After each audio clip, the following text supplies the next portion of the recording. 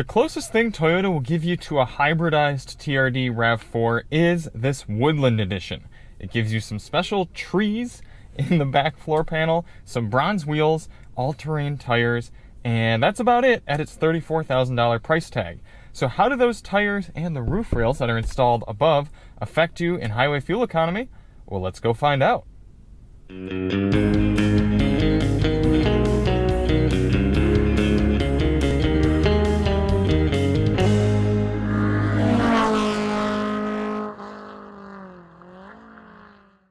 Hey everybody, it's Charlie from Daily Motor. Today we've got the real-world highway fuel economy test on the 2023 Toyota RAV4 Hybrid Woodland Edition. In today's test, we're going to head out and do about 40 miles out and 40 miles back, averaging 70 miles per hour to get a realistic fuel economy number for this hybrid compact crossover. Before we get started, let's hop out and take a look at it. This will be our very first highway fuel economy test attempt here in our new home of Orange County, California. So it's going to be an interesting experiment, and I'm really happy to do it with this RAV4. I've always been a big fan of the RAV4, especially in hybrid form. I've been averaging about 36 to 37 miles per gallon in mixed driving, which is exactly what the EPA estimates you'll get in this car. So I'm really curious if once we get out on normal highway situations, if that number is going to hold true. If you do want to see more on the car, check the link in the description. I'm going to do an infotainment test, a sound system review, a little review of us going up into the mountains a bit and testing these, what are these tires? These are Falcon Wild Peak ATs. We're going to go out and test those out on these bronze wheels and see what actual off-roading you can do. A little bit, kind of soft core. So why do we do this test? Well, the EPA's highway fuel economy test, which, as I said, gives this car 35 miles per gallon, that test only averages 48 miles per hour. We know there are plenty of people who use their vehicles on longer trips and would like to know what sort of numbers you can realistically expect here in the real world. So in order to do that, we're going to circle around here, head over to this gas station, fill up, go out and do, like I said, oh, there's police. Better not cut across the parking lot too much with him right there. Hopefully he doesn't mind my camera on my forehead.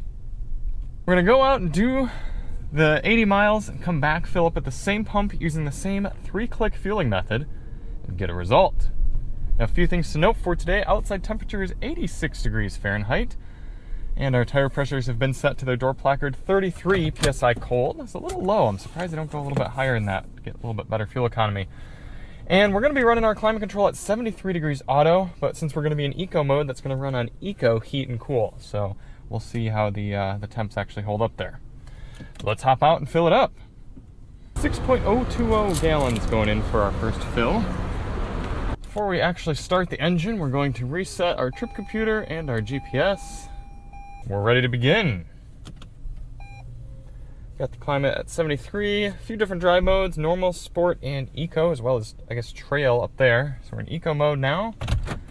Let's figure out how best to get onto the highway. For those of you who have been watching our channel for a while, following these fuel economy tests, you might wonder why we're dropping down to 80 miles instead of 100 miles. Well, that is just about the furthest I can go from this location here without hitting any sort of reasonable traffic. So it's about just after 10 a.m. here on a Thursday. I've studied the traffic maps a little bit since we've moved here, kind of figuring out the best time to be able to actually complete this test, and there's really only one route that's going to work for us. So we're going to head from about Tustin area down just about to San Diego. Right before San Diego is going to be where we have to turn around because traffic is going to pick back up. So that's why the test is a little abbreviated, because there simply isn't a route that I can reasonably go and do 50 miles in one direction and come back the other 50 miles and not run into bad traffic. So in order to keep things flowing, I'm just going to have to abbreviate the test a little bit. Now, the goal of this test isn't to hypermile. We're not trying to get the best possible fuel economy for this car, but rather a realistic figure. In order to do that, we're going to get up to highway speed here at just about as reasonable of a pace as this old pickup truck can do. And we're going to get going and set our cruise control, if possible, at a GPS indicated 72 miles per hour. That should allow us to average about 70 over the whole test. One of the big changes for this route compared to our Michigan routes is going to be the averages are probably going to be higher for fuel economy, because having more traffic like this gives you more airflow in one direction and really provides more drafting, if you will. So the car's having to fight less air. So even if I am able to get over here into the left few lanes and average 70 miles per hour, I suspect it's going to be with less air resistance than if we were simply cruising along and unobstructed like we would be in Michigan. So this will be interesting. I'm gonna try to, the most important thing, average 70 miles per hour. So if there are stretches that I'm doing kind of more like 62 right here, then I'm gonna try to balance that out with stretches doing maybe 75 later on once we get out of the county here. And either way, it's gonna be interesting. So we're gonna continue on with the rest of the test here, test out this 6-speaker audio system, and catch up with you at the end. In the meantime, enjoy this time lapse of the entire trip.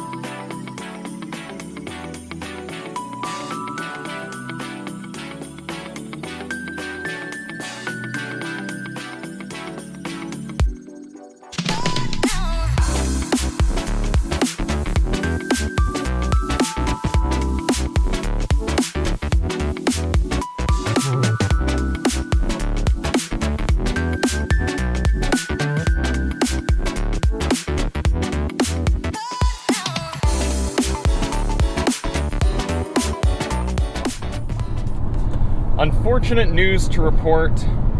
There was just too much traffic to even remotely call this a clean fuel economy test. Our average speed is down to 62 at this point. We were doing pretty darn well in the first section. We had averaged 70 miles per hour before we had even turned around for the first part of the test. So we were good there. And I think I had gotten it back up to about 68 after the turnaround, but just too much traffic coming back up here, even at 11:30 in the morning. I was hoping we would be okay to clear it. Unfortunately, the car does go back tomorrow. I don't think I'm gonna have a chance to retest in the evening or anything like that. So some of you would say, well, why even put the test up then? Why even publish the video if it's not valid? Well, I'm not gonna claim that it's a valid fuel economy test to compare against our other tests, but I still think we can glean some valuable information from this. The trip readout, according to the car, is still giving us 38 miles per gallon. That's 3 MPG over the EPA's 35. I think that's quite good. We have averaged now 63 miles per hour, so if you bumped that fuel, that average up and took away some of that stop and go we were doing with some running on electricity and everything, I think you can at least be confident that in a nice, smooth, open, unbroken 70 mile per hour stretch, you should still be able to see that 35 MPG figure out of the Woodland Edition here on the RAV4 hybrid. So that's, I'd say that's valuable. I really do. The other thing we can gain from doing this test is I can tell you that you do notice the sound of these Wild Peak all-terrain tires on the highway, especially the louder concrete sections of highway. You're hearing it. If you want to see a little more on that, check our sound test. You can hear the intrusion from both the wind on the car hitting the roof rails up above and then the tires down below. So something to consider if you are going to be doing a good bit more highway traveling with your RAV4. Maybe steer away from the Woodland Edition, if not the fuel economy hit, more so because of the sound. That being said, the 6-speaker sound system in here is actually better than I expected it. It's definitely better than a lot of the bass systems we've heard in other cars, so that's a plus. But if I get the chance to run this in the evening or something tonight, if traffic calms down, I'll try to redo the test, and maybe you won't even be seeing this. But if you are seeing it, it's because we weren't able to get the clean run, and we got to stick with this. But I think in the future, for future tests, we're going to try something in either the early morning or late evening, or maybe even some weekend testing. But thank you all so much for watching. If you do want to see more on this RAV4 Hybrid Woodland Edition, check the link in the description, and we'll see you on the next one. I'm Charlie from Daily Motor, and as always, drive on.